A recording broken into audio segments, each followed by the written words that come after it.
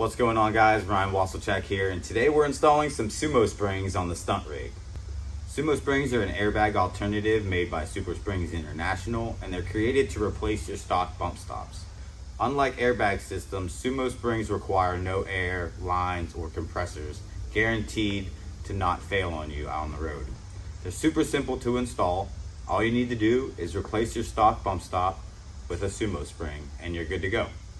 So I am doing this job on an alignment rack because I work at a shop and have access to one. Makes filming it a lot easier and the job a little easier, but you can definitely do this job on your own in your driveway. I don't even think that you have to jack the vehicle up. I believe the only reason it says you may have to jack it up and use floor jacks and jack stands and all that stuff is if you can't physically get underneath the van to gain access to the bump stops and remove them. In my case, I have a Ford E-350. It's also lifted 3-ish inches with bigger tires, and they're fairly easy to just get up underneath here and get to the stock bump stop, remove it, replace the SUMO spring, and go from there. All right, so starting off with the fronts, inside the box, we got the 2 SUMO springs, a couple stickers, little thank you card, and our installation instructions. So here's the part number for my van. I have a 2000 Ford E-350. Looks like this covers most Econolines and a few Sprinter vans as well too. Got a little parts list, a couple washers, couple nuts, your SUMO springs. Only tools required are a floor jack, jack stands, wheel chocks, and a 10mm socket with a wrench and a ratchet with an extension. Pretty self-explanatory. Looks like you just remove the stock bump stop, slide the SUMO spring up there, add the washer and the nut, and you should be good to go. All right, so we're gonna go ahead and start by removing this passenger side bump stop. It's got a hole up here with a nut or a bolt. I'm pretty sure it's just a bolt, and the whole thing threads up into the frame. 10mm socket fits it. I'm using a deep well socket that barely fits up against the rubber mount, but it's just enough to get in there and break it free. I do have some penetrating oil just in case we need it, because we are talking about 23-year-old original bump stops. These things have never been out, and there's a chance that these bolts might not want to come out as easy as we want them to. So see if we can, all right, crack them free. This one doesn't feel too bad. Coming out pretty easy. Don't think I really need, well, spoke too soon. It's a little tight. We're just going to be on the safe side and spray a little penetrating oil up in there. If you have a newer truck, it might be a little easier. I live in North Carolina, so there isn't a whole lot of rust and stuff like that down here, but my van is 23 years old, and as you can see, it's a little bit rusty up in there. We don't want to damage these threads. If this is just threading up into my frame, then I believe the bump stops, or the SUMO springs, excuse me, are just going to thread directly up into the frame of my van. And we're not going to use any of those washers or nuts or anything like that. All right, so we sprayed some penetrating oil up in there. Let's see if this thing wants to cooperate just a little better. I want to make sure those threads stay as happy as possible so that we can just thread the new one right in. I wouldn't suggest using power tools for this. Just breaking a bolt off or damaging the threads and turning this quick process into a lot longer of a day than you expected. So there you go, it's off.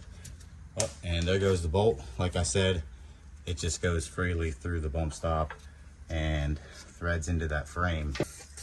Penetrating oil, a little bit of compressed air, slide the new one up in here. Got about ½ inch or so clearance before it starts. Threading this guy in as carefully and straight as possible. You don't want to cross thread the bolt. Nice and easy. I don't think there's going to be any need for thread lock or anything like that.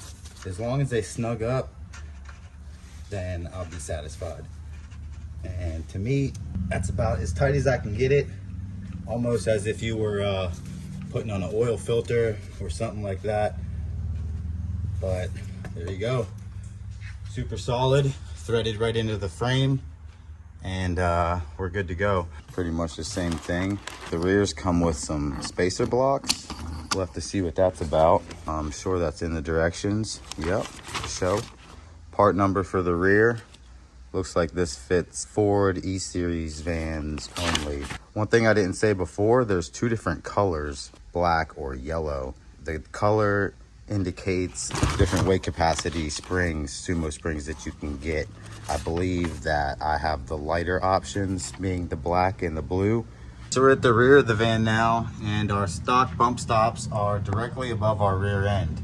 Now, these stock bump stops don't ever make contact with the rear end, but what the SUMO springs will do is give it a lower point of contact and act like an airbag. That way the rear end can come up and make contact with that SUMO spring, and overall more comfortable ride. So a little bit different setup in the rear here. We've got our bump stop that has a stud through it with a nut on top. So I'm gonna spray a little penetrating oil on this stud, and probably have to hold the stop as we loosen this nut. Looks to be a little bit bigger than a 10 millimeter this time. Looks like a 13 or a 15 or standard equivalent, but we'll get that one off and go from there. Something to keep in mind too with the E-Series vans, there's a bracket right here that holds your brake lines and your vent hoses and some wires and such. That bracket is connected by the stock bump stop stud that goes through the frame with the nut on top. So when you take that off, this bracket will become loose, and the new SUMO spring stud is gonna keep this bracket tight as well.